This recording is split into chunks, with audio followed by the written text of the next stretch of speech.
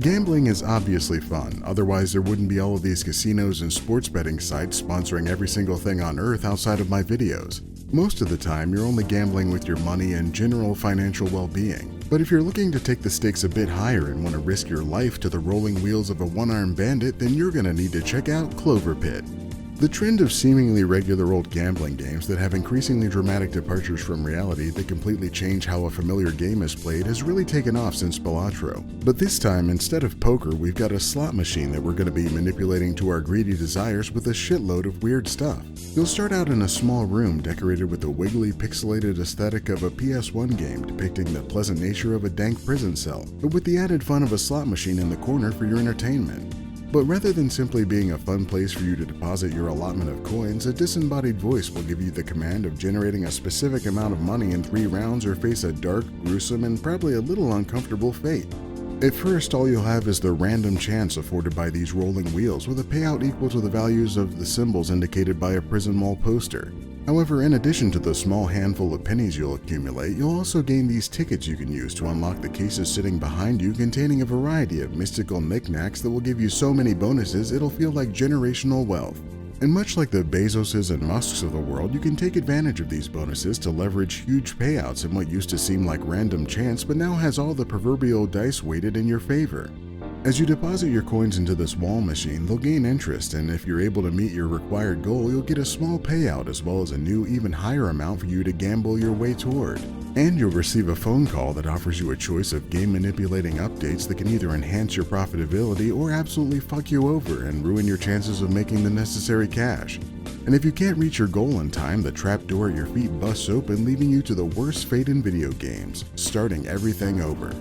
However, with the right collection of collectibles on your shitty shelf, you can enhance the value of your symbols, add spins to your limited number, multiply payouts of certain combinations, enhance your chances of landing on what you want, or just straight up add all new scenarios that provide a waterfall of beautiful coins giving you a golden shower.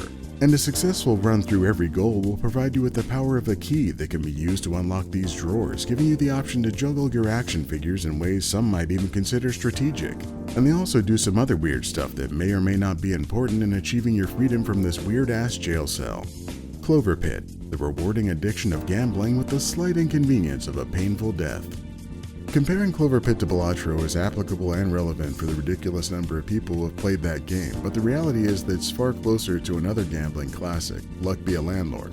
Both have you engaging with slot machines to gain as much money as possible to reach ever-increasing goals, and both expect you to manipulate that slot machine with a huge collection of different items that interact with each other to create the numerous and lucrative jackpots necessary to achieve victory. Unsurprisingly, they're both also extremely good at locking you in with a steady dopamine drip for hours at a time. There are obviously a few noteworthy differences in the gameplay though, but the big thing that sets Clover Pit apart is the aesthetic.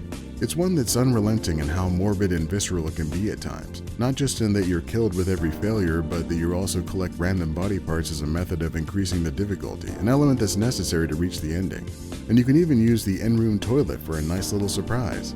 It's never really overwhelmingly objectionable, but it's definitely a world that's made to make you feel somewhat uncomfortable and claustrophobic while constantly pulling you back in for more rounds. But while I thoroughly enjoyed the main part of the game, I kinda thought the memory card system was a little less appealing. These items you collect during the runs for achieving the next round's goal at the end of the current round add certain modifications to your playthrough when activated and sort of get leveled up if you're able to complete the game with them. However, since they're single-use items and the RNG can easily end a run on your first deadline within minutes of starting, it kinda sucks some of the fun out of using them. Yet for only $10, even if you're only interested in the main part of the game, you're getting a lot for your money. And if you want, you can spend dozens more hours trying to achieve the extra difficult goals and hard modes while always working toward the game-breaking infinite money build that's one strange knick-knack from reality.